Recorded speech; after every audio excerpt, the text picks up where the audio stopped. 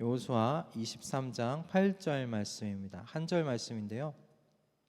여호수아 23장 8절 말씀 우리 함께 한 목소리로 합독해 보도록 하겠습니다. 얼마나 우리가 한 마음인지 한 절 말씀을 함께 합독해 보면 알죠.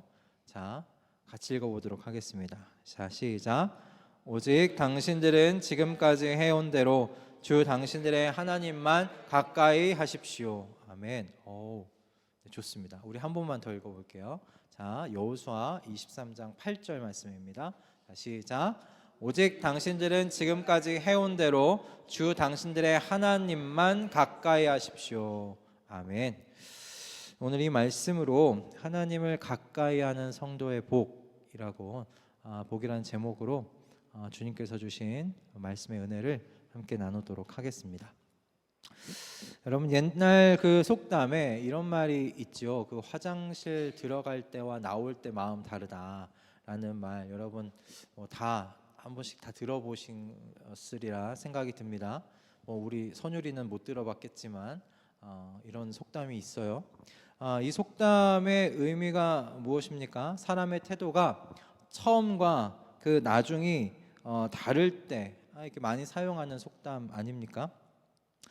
저는 근데 이 속담이 오늘 저희가 함께 보고 있는 이 이스라엘 백성, 그리고 저와 여러분, 우리 자신에게 딱 맞는 그 표현이 아닌가라는 생각이 들어요. 하나님 앞에서 이스라엘과 우리에게 딱 맞는 말씀 아닌가라는 생각이 좀 들었습니다. 하나님께서 약속한 땅, 그 가나안 점령의 시기가 찾아왔지요. 가나안, 그래서 이스라엘 백성들이 가나안 중부 지역을 딱 타고 들어갔어요. 가나안 중부 지역, 마치 메가더 장군이 인천 상륙 작전 딱 그 중간을 치고 들어간 거잖아요.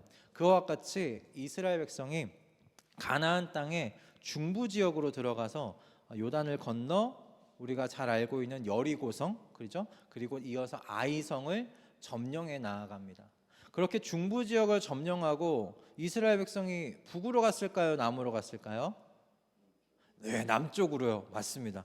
남쪽으로 먼저 내려갔습니다. 그래서 가나안 남부 지역에 있는 원주민들과 싸워서 이겨 나아갔어요. 그래서 남부 지역을 다 점령한 이후에, 그리고 나서 북부 지역에 있는 북부 연합군과 이제 전쟁을 치르게 되었죠. 그래서 북부 지역의 연합군과 싸워 또 이겨서 가나안 점령을 위한 큰 싸움들은 다 이제 끝났습니다. 이 과정에서 이스라엘 백성이요, 이 내용을, 여호수아의 내용을 보면 여리고성 때 한 번을 제외하고는 하나님과 하나님의 종 여호수아의 말에 전적으로 순종했다는 것을 볼 수 있습니다. 그죠? 여리고성에서는 다 진멸하라고 했는데 아간이 그 여리고성 안에 있는 물건을 혼자 훔치잖아요. 그래서 아이성 전투에서 처음으로 한번 패배를 하는 것을 보게 됩니다. 그때를 한번 제외하고는 이스라엘 백성이요, 하나님과 하나님의 종 여호수아의 말에 전적으로 순종하는 것을 볼 수 있어요. 이 가나안, 그래서 점령 후 전쟁 후에 이제 이스라엘 백성이 무엇을 합니까? 각 이제 지파별로 땅을 분배받는 과정이 여호수아에 나옵니다. 땅을 분배받고 그들이 짓지 않았던 집에서 살고, 그리고 그들이 일구지 않았던 밭에서 나는 작물을 가지고 이제 살아가는 것을 우리가 여호수아에서 보게 돼요. 정말 이 광야 생활에서는 상상도 하지 못했던 생활을 이제 이스라엘 백성들이 가나안 땅에 들어가서 이제 하는 거예요. 여러분, 이스라엘 백성들이 광야 생활할 때 제일 불만이 뭐였어요? 먹는 거, 그렇죠? 먹는 거, 마시는 거였어요. 먹는 건 뭐 때문에 불평이었어요? 먹는 건 있었는데 왜 불평이었어요? 맨날 똑같은 거 먹는다고 불평했잖아요. 그죠? 아침에 만나, 저녁에 메추라기. 40년 그거 먹으면 불평할 것 같긴 한데 그들은 그것 때문에 불평했어요. 그리고 목마른 것 때문에 불평을 했잖아요. 그죠? 먹고 마시는 문제로 인해서 이스라엘 백성들이 불평을 했어요. 근데 가나안 땅에 들어갔을 때 이것들이 해결됐어요, 안 됐어요? 해결이 됐지요. 여러분, 이스라엘 백성이 이제 가나안 땅에서 먹고 싶은 거 다 먹으면서 살 수가 있었어요. 이제 채소도 마음껏 먹고 밭에서 나는 여러 가지 곡물도 먹고 이제 그렇게 가나안 땅이 풍족하게 주는 거 먹으면서 살 수 있게 되었어요. 그리고 물은 어떻습니까? 언제든지 목마르면 마실 수 있는 물들이 있었습니다. 그렇게 그 광야 생활 때는 상상하지 못했던 그 풍요로운 생활이 시작이 되었습니다. 그런데 문제는 슬프게도 이렇게 그들의 불평과 불만의 거리가 채워지는 풍족한 생활이 시작되자 여러분, 이 이스라엘 백성들이 어떻게 되었습니까? 하나님과 점점 멀어지기 시작을 했어요. 여호수아서 뒤로 이제 이어지는 내일부터 읽어갈 사사기의 말씀을 보면 여호수아가 아직 살아있을 시기와 조금 이렇게 겹치는 시기 때부터 사사기가 기록되어 있거든요. 그것을 보면 여호수아가 아직 살아있을 때 이스라엘 백성이 이제 풍족한 시기를 살아가기 시작했을 때 그들이 아직 남아있었던 원주민들의 그 우상, 신을 섬기기 시작하는 것을 보게 됩니다. 그러니까 괜히 여호수아가요, 이제 임종하기 전에, 죽기 전에 이스라엘 백성 세겜 지역에 다 모아놓고 당신들은 어떤 신을 섬길 것인지 오늘 선택해라. 나와 내 집은 주 여호와 하나님만 섬기겠다라고 그렇게 말했던 게 아닙니다. 그런 이유들이 있었던 거예요. 여호수아의 눈엔 보였던 거예요. 이들이 지금 하나님과 점점 멀어져 가고 있구나. 하나님께서 금하셨던 것, 그 지역의 원주민들의 신을 따라 섬겨가고 있구나. 그걸 본 거예요. 하나님 앞에서 이처럼 사람의 마음이 화장실 들어갈 때와 나올 때 다른 것 같다라는 말씀이 꼭 우리에게 이렇게 적용되는 말씀 같아요. 우리에게도 광야 생활과 같이 모든 것이 부족하고 팍팍한 삶의 시기가 있지 않습니까? 다 있어요. 그리고 지금 그 시기를 지나가고 있을 수도 있고요. 이럴 때는 얼마나 그 하나님을 가까이 하는지 몰라요. 새벽 기도회를 시작으로 웬만한 모든 기도회와 예배의 자리 가운데 나아갑니다. 교회 봉사에 참석하고 헌신합니다. 그런데 일이 잘 풀려서 광야의 시기가 끝나고 가나안의 시기가 찾아왔을 때 조금씩 하나님에게서 멀어져 가는 성도들의 모습을 이렇게 종종 보게 돼요. 물론 그것이 저의 모습이기도 합니다. 여러분, 이런 사람이기에 하나님께서요, 하나님의 종들을 통해서 누차 반복해서 말씀하시는 거예요. 지금까지 해오던 대로 주 너희 하나님만 가까이 하라 라고 말합니다. 지금까지 해오던 대로 주 너희 하나님만이에요. 주 너희 하나님만 가까이 해라 라고 말씀하세요. 여러분, 여기서 가까이 하라는 이 말씀은 성경에서 자주 나오는 말씀인데 히브리어로 드바크입니다. 드바크. 이게 무슨 의미냐면 달라붙다라는 뜻을 갖고 있어요. 달라붙다. 그리고 어떤 의미도 갖고 있냐면 납땜질하다라는 뜻도 갖고 있어요. 납땜질하다. 여러분, 그럼 뭐가 좀 상상해 가세요? 납땜질하다 하면 뭐가 상상해 가세요? 서로 다른 물체를 하나로 만드는 그런 과정이 여러분 생각이 나지 않습니까? 그래서 이 드바크라는 이 단어는 어떨 때 쓰이냐면 칼에 달라붙은 손이라는 의미, 그리고 사람이 사람 허리에 달라붙어 있는 이 허리띠, 그리고 뼈에 붙어 있는 살, 뭐 이런 의미를 사용할 때 이 드바크라는 이 단어가 사용이 됩니다. 그러니 하나님만을 가까이 하라는 말씀이 여러분 어떤 뉘앙스인지 아시겠어요? 점점점 가까이 되어져 간다라는 의미가 아니에요. 하나님께만 완전히 붙어서 떨어질 수 없는 상태가 되십시오라는 그런 의미예요. 하나님께만 완전히 붙어서 떨어질 수 없는 상태. 그 정도면 뭐 다른 데도 붙어 있을 수 없잖아요. 어디 동시에 붙어 있을 수 없잖아요. 그러니까 하나님께만 그렇게 붙어 있으라는 얘기예요. 하나님과만 그렇게 극도로 친밀한 관계를 유지하라라는 말씀입니다. 여러분, 결혼하면 남편과 아내가 한 몸 되고 한 부부 되지 않습니까? 두 남편을 가질 수 있을까요? 제가 또 다른 아내를 가질 수 있을까? 안 되잖아요. 저는 딱 제 아내에게만 붙어 있어야 돼요. 다른 여자한테도 붙어 있으면 이거 큰일 나는 거예요. 그죠? 있을 수 없는 일이에요. 하나님 이 달라붙다 붙어 있어라 가까이 해라 라는 말씀은 그런 의미예요.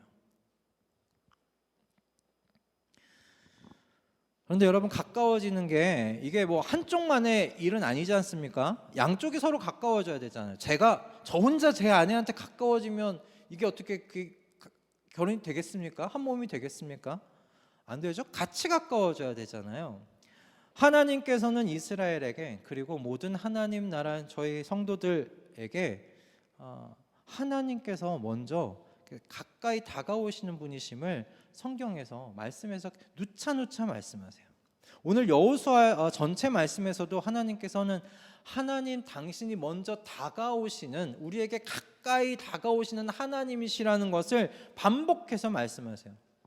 첫 번째는 무엇이냐면요, 여러분, 하나님께서요 이스라엘 백성에게 땅을 주시기로 선택하셨다는 것으로 하나님께서 다가오신 하나님이신 것을 표현하세요. 이스라엘 백성이 가나안 땅 우리 주십시오라고 이스라엘 백성이 먼저 손 내민 거 아니잖아요. 그렇죠? 이스라엘 백성이 하나님께 나 가나안 땅 주십시오. 우리 땅이 필요해요. 나 분당에 있는 땅이 필요해요. 나 서울에 있는 땅이 필요해. 그렇게 먼저 표현한 것 아니잖아요. 하나님께서 이스라엘 백성이 거주할 땅을 먼저 선택하셨어요. 그리고 내가 이 땅 너한테 줄게. 여기서 거주해. 여기서 살아. 라고 하나님께서 먼저 말씀하셨어요. 하나님이 먼저 다가오신 거예요. 하나님이 먼저 표현하신 거예요. 여러분, 두 번째는요, 하나님께서요 이스라엘 백성을 위해 싸우기로 결심하셨다고 여호수아에서 몇 번이고 강조하면서 반복해서 이야기하세요. 하나님께서 이스라엘 백성을 위해 싸우셨다. 여러분, 여호수아서 10장 42절 말씀입니다. 여호수아서 10장 42절 말씀인데요, 우리 함께 좀 읽어볼까요? 자, 시작. 주 이스라엘 하나님이 이스라엘의 편이 되어 싸우셨기 때문에 여호수아는 단번에 이 모든 왕과 그 땅을 손에 넣었다. 아멘.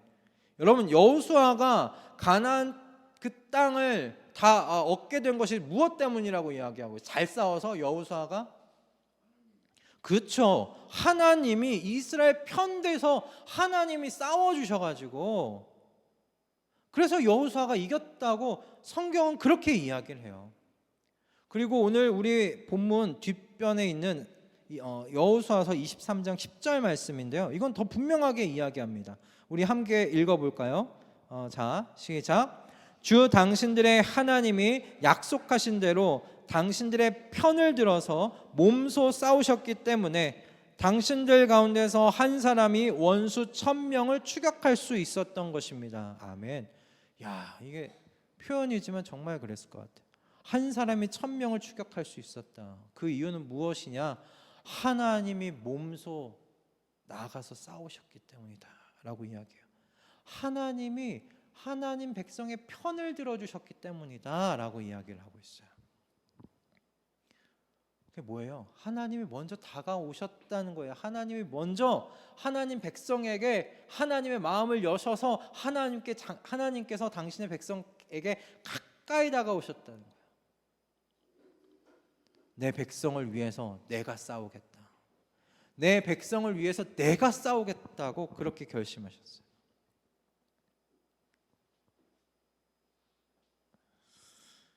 하나님께서는 하나님 백성들 앞에서 몸소 싸우시는 분이시다.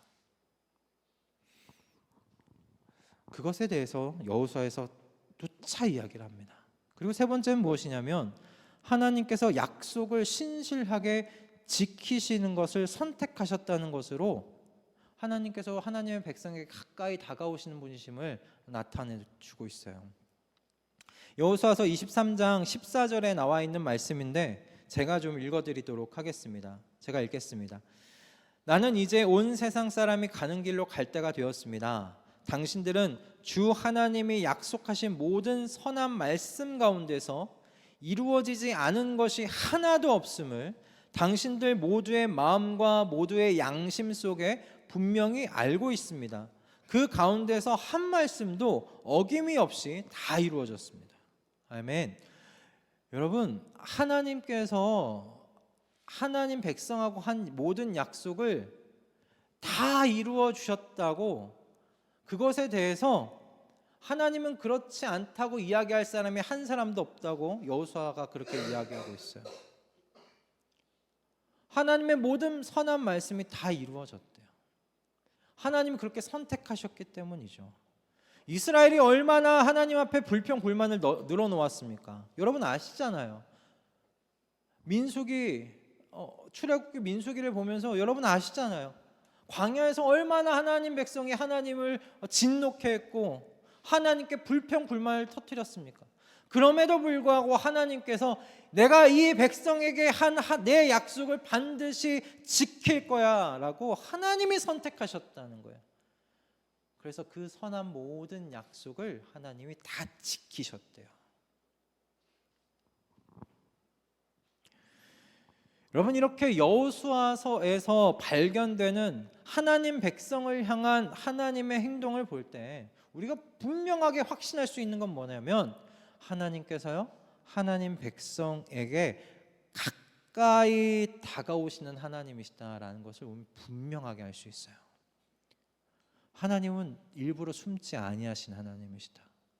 하나님은 우리에게서 일부러 멀리 떨어져 나아가시는 그런 하나님 아니시다. 하나님은 가까이 다가오시는 하나님이시다라는 겁니다.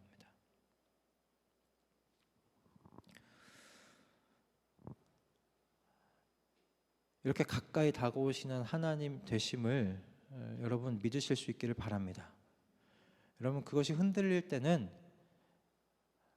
주 예수 그리스도의 십자가를 바라보실 수 있기를 바랍니다. 여러분, 하나님의 아들 예수 그리스도께서 저와 여러분에게 가까이 다가오시는 하나님의 증거가 되십니다. 흔들릴 수 없는 증거입니다. 그 예수님께서 하나님의 백성을 가까이 하시는 그 하나님 아버지의 그 마음의 증거가 되신 줄 믿습니다. 여러분, 이처럼 과거나 지금이나 하나님께서는 하나님의 백성을 향해서 가까이 오고자 하십니다. 그런데 이렇게 신실하신 하나님, 신실히 하나님의 백성을 가까이 하시려는 그 하나님을 모두가 다 발견하고 누릴 수 있는 건 아니에요. 약속에 신실하신 하나님 백성을 위해, 그 약속에 신실하신 그 하나님의 백성을 위해 일하시는 그 하나님은요, 하나님만 가까이 하려는 백성만이 보고 누리는 복인 줄로 믿습니다. 모두가 다 그런 하나님을 경험하는 거 아니에요. 모두가 다 그렇게 일하시는 하나님을 발견하고 그 안에서 평안을 누리고 기쁨을 누릴 수 있는 것이 아니라는 말씀입니다. 여러분, 우리가 이번 주에 여호수아를 읽었는데 앞에서도 말씀드린 대로 여러분, 이스라엘이 가나안 전투에서 승리할 수 있었던 비결이 무엇이었습니까? 하나님께서 이스라엘과 같이 가셨기 때문이에요. 하나님께서 이스라엘의 편들어 주셨기 때문이에요. 그죠? 이스라엘 백성이 위력적인 무기를 갖고 있었거나 이스라엘 백성들이 용감했다는 것이 아니지 않습니까?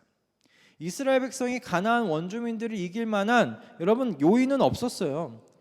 군사훈련을 받은 것도 아니요. 그리고 뭔가 더 좋은 무기를 갖고 있었던 것도 아니에요. 여러분 그 역사적으로 보면 가나안 민족들은 뭘 썼냐면 철기를 썼어요. 철을 썼어요. 그럼 철기 문화 시대였어요, 가나안은. 그런데 이스라엘 백성은 뭘 썼냐면 청동을 썼어요. 무기가 서로 달라요. 그러니까 예를 들면 이거예요. 임진왜란 때 일본이 조총을 쏘면서 들어올 때 우리나라 조선군은 뭘 했습니까? 그쵸, 활과 칼을 사용했어요. 마치 그런 정도의 무기의 차이가 있었어요. 그런데 결과는 뭐였습니까? 이스라엘 백성의 연전연승이었어요. 왜요? 하나님께서 몸소 앞장서서 싸워주셨기 때문이에요. 말이 안 되는 일이 일어난 거예요, 사실. 그렇다면 이스라엘이 그러면 한 게 뭐냐? 이스라엘이 한 게 뭐냐? 오늘 말씀이 잘 얘기해 주고 있어요. 오직 당신들은 지금까지 해온 대로 주 당신들의 하나님만 가까이 하십시오 였어요. 이스라엘이 한 건 딱 이거 하나였어요. 주 하나님만 가까이 하려고 했던 것, 주님께 납땜질이 된 것처럼 붙어 살려고 했던 것, 이게 이스라엘 백성의 승리의 비결이었다는 거예요. 가나안 정복의 비결이었다는 거예요. 그러면 사실 하나님께서 가나안 땅 들어가기 전부터 승리의 비결이 무엇인지에 대해서 사실 말씀을 하고 이 여호수아를 시작하셨어요. 가나안 땅 전쟁을 시작하셨어요. 여러분 너무 오늘 저희가 암송하는 말씀이기도 했지만 여호수아서 1장 7절과 8절 말씀입니다. 여호수아서 1장 7절과 8절 말씀입니다. 우리 함께 좀 길지만 읽어보도록 하겠습니다. 자, 시작. 오직 너는 크게 용기를 내어 나의 종 모세가 너에게 지시한 모든 율법을 다 지키고 오른쪽으로나 왼쪽으로 치우치지 않도록 하여라. 그러면 내가 어디를 가든지 성공할 것이다.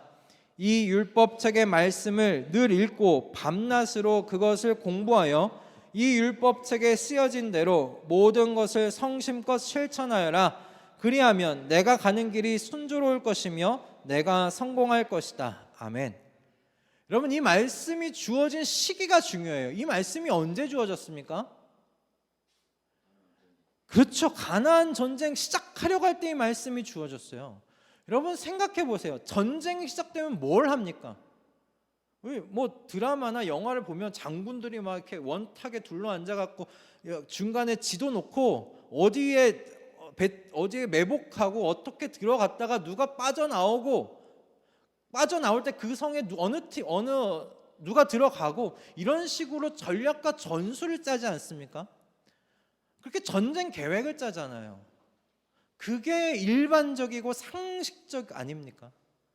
그런데 하나님께서요, 이 전쟁에 대한 전략도 전술도 말씀하지 않으세요. 지금 뭘 말씀하고 계세요? 내가 너에게 한 모든 율법을 다 지키고 좌로나 우로나 치우치지 않도록 해라. 그러면 내가 어디를 가든지 형통할 거야. 율법책에 내가 너한테 준 거 그거 밤낮으로 공부하고 그 쓰여진 대로 너가 성심껏 마음에서 우러나오는 것 마음으로 그걸 실천하면 너가 어디를 가든지 성공할 거야. 이길 거야. 승리할 거야. 여러분 이해가 되십니까? 이제 저기 여리고성이 보여요. 저 여리고성을 향해 가야 돼요. 가나안 땅을 향해 진격해 들어가야 돼요. 그런데 싸우는 것에 대해서는 아무 말씀도 안 해주세요. 딱 이 말씀만 하세요. 그게 무슨 의미겠어요?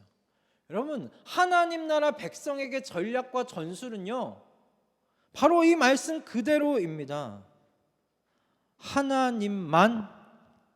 하나님께만 가까이 사는 거예요.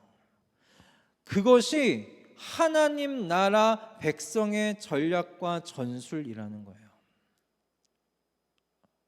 그리고 그렇게 하나님만 가까이 하는 하나님 백성이 뭘 보느냐?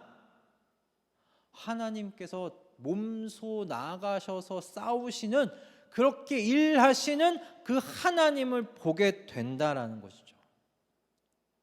여호수아 말씀이 다 그렇잖아요.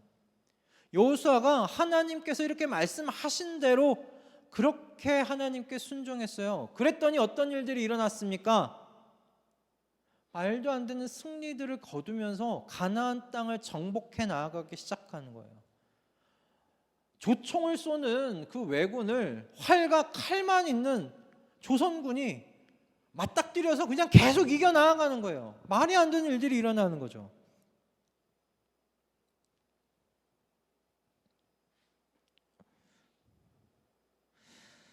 가나안 땅 정복은 여러분 하나님의 모든 말씀에 순종하는 하나님 백성, 하나님만을 가까이 하는 하나님의 백성을 위해 일하시는 하나님의 증거였습니다. 여러분 하나님만 가까이 하는 성도가 받는 복이 무엇이냐면 이처럼 일하시는 하나님을 목격한다는 거예요. 내 삶 속에, 내 주변 속에 그렇게 일하시는, 내 편이 되셔서 몸소 앞장서서 싸우시는 그 하나님을 목격하게 된다는 거예요. 여러분의 회사에서, 여러분의 삶의 일터자리에서 하나님이 몸소 싸우시는 것을 경험하게 된다는 거예요.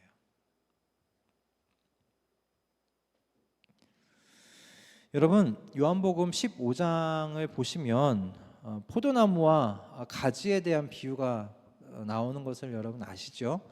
포도나무에 가지가 붙어 있으면 열매를 맺고 그렇지 않으면 여러분 열매를 맺지 못한다라고 말씀하셨던 예수님의 그 유명한 그 비유가 요한복음 15장에 나와 있어요. 그런데 여러분 이 비유에 하나님 아버지께서 등장하신다는 것을 여러분 아십니까? 하나님 아버지께서 무엇으로 이 비유에 등장하시죠? 무엇으로 등장하십니까? 농부로 등장하세요. 농부로. 예수님께서 자신은 참 포도나무로 그리고 하나님 아버지를 농부라고 소개하시면서 이 비유를 시작해 나아가세요. 사람들이 그 부분은 종종 잊으시는 것 같아요. 여러분 농부는 어떤 사람입니까? 농부는 노는 사람입니까? 일하는 사람입니까? 일하는 사람이죠, 그렇죠? 여러분 농부라는 이미지가 이렇게 농부라는 단어를 들었을 때 떠올리는 이미지가 어떤 거예요? 부지런히 일하는 사람이에요, 그죠? 부지런히 일하는 사람이에요. 예수님께서 비유로 말씀하신 농부도 노는 사람 아니었습니다. 더 많은 열매를 맺게 하기 위해서 일하는 사람으로 나와요. 요한복음 15장 이전의 말씀을 보면 농부이신 하나님 아버지께서 어떤 일을 하시는가? 열매 맺는 가지는 더 많은 열매를 맺게 하시려고 손질하신다라는 말씀이 나와요. 무슨 말씀입니까? 하나님 아버지께서요 어떤 하나님이시라는 거예요? 노시는 하나님이에요? 일하시는 하나님이세요? 일하시는 하나님이세요. 일하시는 하나님이시라고 말씀하세요. 여러분 열매 맺는 가지는 이 비유에서 참 포도나무 되시는 예수 그리스도께 붙어 있는 가지잖아요, 그죠? 예수 그리스도께 붙어 있는 저와 여러분을 표현하는 것 아닙니까? 그러니까 농부이신 하나님 아버지께서 이렇게 예수 그리스도께 붙어 있는 가지, 이 열매 맺는 가지에서 더 많은 열매가 맺힐 수 있도록 일하시는 분이시다라고 예수님께서 언급하면서 시작하세요. 그러므로 여러분 이 말씀은 어떤 말씀으로도 해석할 수 있어요. 예수 그리스도에게 붙어 있는 가지는 자신에게 더 많은 열매를 맺게 하기 위해 일하시는 그 농부 되시는 하나님 아버지의 모습을 봐요, 못 봐요? 봐요, 그죠? 예수 그리스도 그 참 포도나무 된 그 포도나무에 붙어 있는 가지는요, 그 가지의 열매를 더 많이 맺게 하시기 위해 열심히 일하시는 그 하나님 아버지, 농부 되시는 그 하나님 아버지의 일하심을 목격해요. 봐요. 체험해요. 무슨 말씀을 드린지 아시겠어요? 하나님만 가까이 하는 사람은요, 그와 같이 일하시는 하나님을 삶 속에서 경험한다니까요. 여러분의 일터에서 경험한다니까요. 여러분의 회사에서 경험한다니까요. 하나님 가만히 계시는 분 아니십니다. 하나님 일하시는 하나님이세요. 부지런하신 하나님이세요. 그냥 구경만 하신 하나님 아니세요.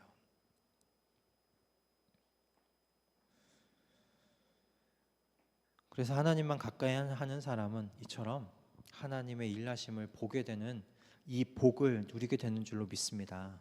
아멘. 이번 말씀을 준비하면서 처음 알았어요. 그 본죽 아시죠? 본죽 그 대표 되시는 그 최보기 대표님이시라고 하는데 그분이 크리스찬이시더라고요. 그분의 간증을 좀 보게 됐습니다. 설교를 준비하면서 이렇게 보게 됐는데 이 최보기 대표님이 참 어려운 시절을 많이 보내셨더라고요. 대학을 졸업하고 이제 뭐 사회생활도 하시기 전에 그냥 결혼을 먼저 하신 거예요. 돈을 못 모으셨고 그리고 또 남편 되신 분도 넉넉하지는 않았던 것 같아요. 그래서 되게 가난한 형편에 이제 아기를 등에 들쳐업고 돈이 필요하니까 친척 집을 돌아다니면서 돈을 꾸기 시작하셨대요. 아기 키우려니까 왜 돈이 필요하잖아요. 근데 돈이 없으니까 아기 등에 들쳐업고 친척 집 돌면서 돈 좀 꺼달라고. 근데 이때 참 마음의 상처를 많이 받으셨다고 해요. 문전박대 당한 거죠.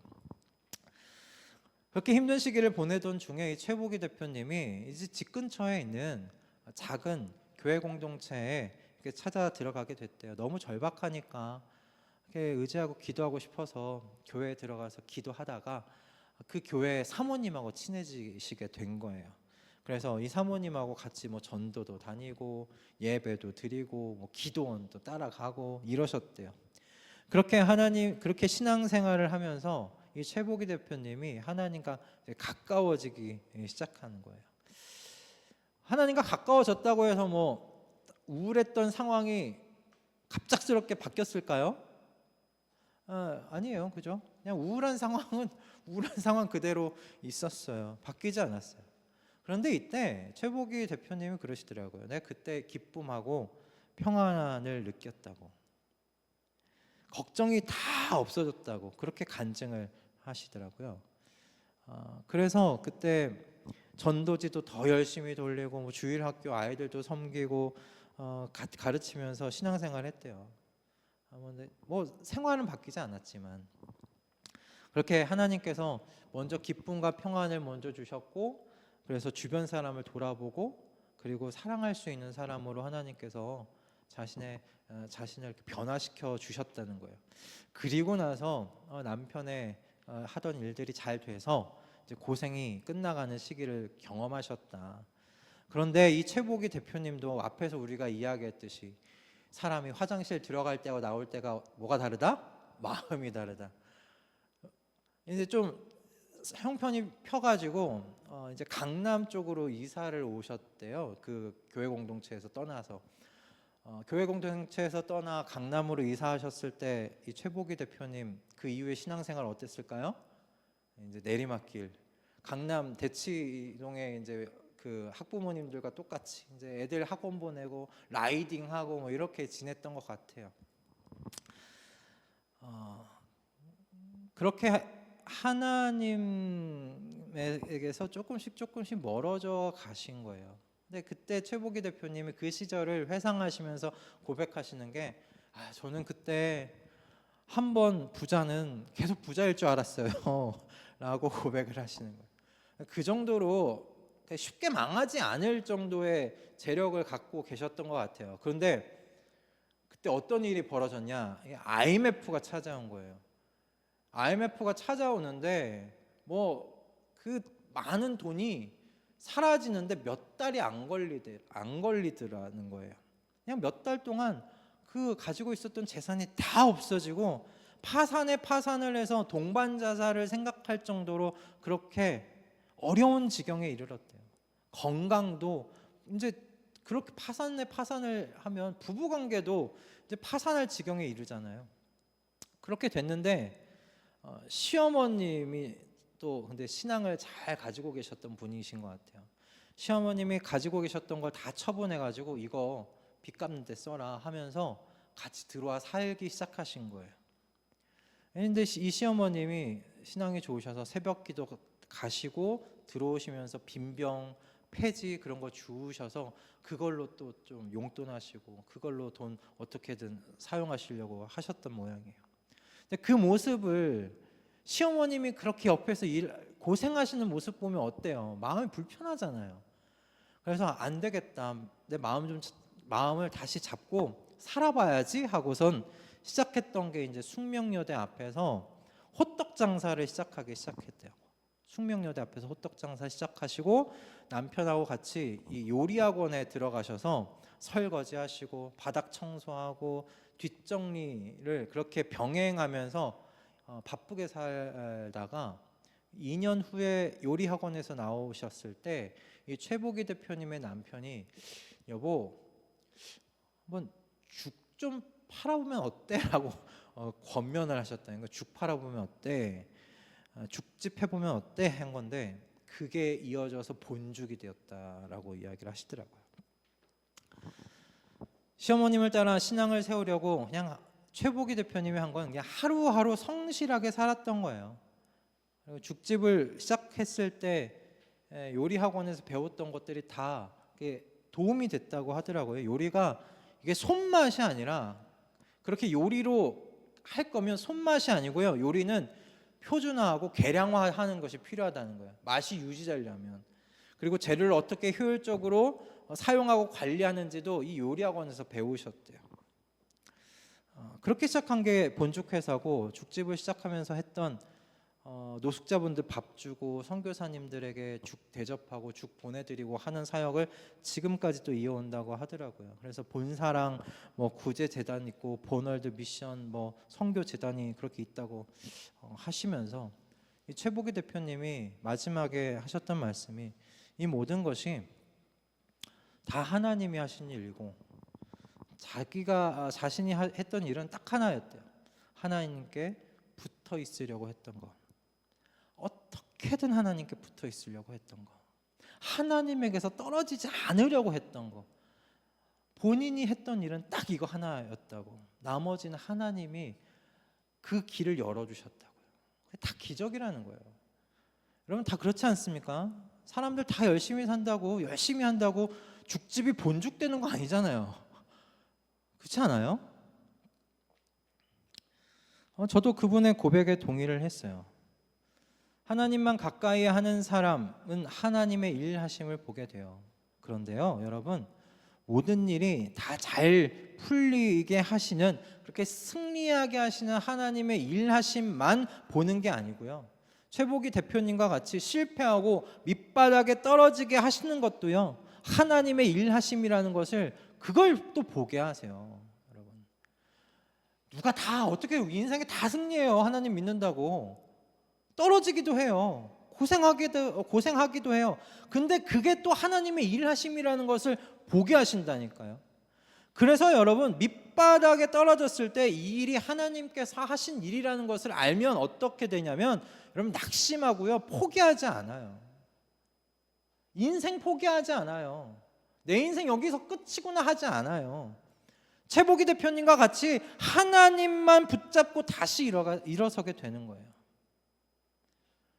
하나님께서 일어서게 또 도와주세요. 여러분 어떤 부모가 넘어져 있는 자녀를 이렇게 뒷짐지고 우두커니 서서 이렇게 바라보고만 있어요. 이렇게 세워주고 괜찮으냐고 묻고 그 다음에 혼낼 거 혼내지. 떨어져 있는 애 보고 야, 아유 그렇게 하니까 떨어지지, 그렇게 넘어지지. 그러면서 손가락질하는 부모가 어디 있어요? 이처럼 하나님만 가까이 하는 성도는 성공과 실패하는 그 모든 곳에서요 하나님의 일하심을 발견하게 되는 복 누리는 줄로 믿습니다. 그래서 그 실패의 자리에서도 낙심하고 내 인생 여기가 끝이라고 말하지 않고요, 하나님 붙잡고 다시 일어서는 그 힘을 얻게 되는 줄로 믿습니다. 여러분, 야고보서 4장 8절 말씀에 이런 말씀이 있어요. 하나님께로 가까이 가십시오. 그리하면 하나님께서 가까이 오실 겁니다. 아멘. 근데 여러분, 이 말씀 오해하지 않고 들으세요. 내가 한 걸음 다가서면 하나님께서도 한 걸음 다가오실 거라고 그렇게 생각하지 마세요. 내가 한 걸음 가까이 나아가면 하나님께서는요 10걸음 100걸음으로 내게 가까이 오시는 그 하나님이시라는 것을 여러분 기억하실 수 있기 바랍니다. 제가 이 말씀 속에서 그렇게 제게 가까이 오시는 하나님이시라는 걸 이번 주에 제 아들이 그 경북 그 상주의 이모 댁에 이렇게 평일에 내려가 있을 때 알았어요. 그때 탁 마음으로 체감이 되더라고요. 아들이 내려가 있는 동안 제가 편했을까요, 안 편했을까요, 몸이? 왜 안 편해요? 완전 편하죠. 완전 편하죠. 뭐 밥을 차려줄 것도 아니고, 뭐 4시에 내가 가서 애를 봐야 돼, 뭐 기다릴 것도 아니고, 얼마나 마음 편해요. 늦게 가도 괜찮구나 하면서 사무실에 더 있을 수 있고, 얼마나 편했는지 몰라요. 몸은 되게 편했어요. 근데요, 마음도 편할 줄 알았거든요. 근데 하루는 편했어요. 그런데 이틀째 되니까 허전하더라고요. 허전했어요, 마음이. 그리고 왜 그런지 알았어요. 내 몸은 서울에 있는데 제 마음이요 경북 상주에 가 있더라고요. 제 마음이 경북 상주에 있어요. 아들이 있는 곳에 제 마음이 가 있더라고요. 그러니까 마음이 허전한 거였어요. 아들은 뭐 하나, 오늘은 뭐 먹었나, 뭐 하고 놀았나, 근데 이 녀석은 왜 오늘 전화도 없나, 어떻게 보고 싶다고 전화도 안 하나, 그런 마음이 들더라고요. 왜 그랬겠어요? 제 마음이 경북 상주에 가 있으니까 그렇죠. 여러분, 하늘에 계신 하나님께서 우리의 아버지이십니다. 아멘. 아멘. 제 안에 있는 이 부성애가 어디서 나왔겠어요? 제가 가지고 있는 거겠어요? 하나님 아버지께서 우리를 향해 갖고 계시는 그 아버지의 마음이죠. 이 마음이에요. 이런 마음을 갖고 계신 하나님께서 어떻게 우리 한 걸음 하나님께 가까이 간다고 한 걸음만 오시겠어요? 100걸음, 1000걸음으로 우리에게 한꺼번에 가까이 오신 하나님이시죠. 여러분, 이 하나님을 가까이 하십시다. 아멘. 납땜질 돼서 한 몸이 된 것처럼 그렇게 주님과 친밀해지시기를 힘쓰시는 저와 여러분 다 되십시다. 그렇게 말씀과 기도의 자리를 여러분 지키시고 하나님께 가까이 가세요. 그러면 하나님께서 가까이 오십니다. 100걸음, 1000걸음, 10,000걸음으로 우리에게 가까이 오시는 하나님이십니다. 그리고 그 가까이 오신 하나님께서요 신실하게 일하시는 것을 우리가 여러분의 일터에서, 삶의 자리에서, 회사에서 보게 될 줄로 믿습니다. 아멘. 그 복을 누리며 우리 여생 살아가시는 저 여러분 다 되실 수 있기를 주님의 이름으로 축복합니다. 아멘.